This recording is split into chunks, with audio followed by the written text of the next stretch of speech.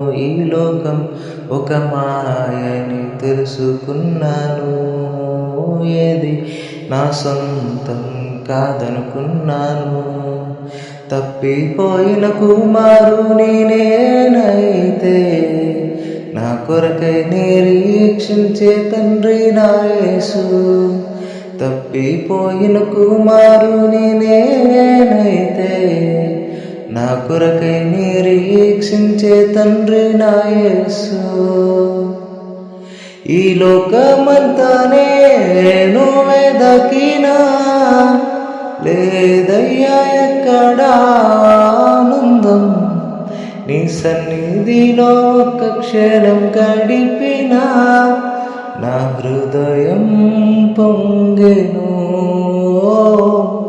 నా హృదయం పొంగెను.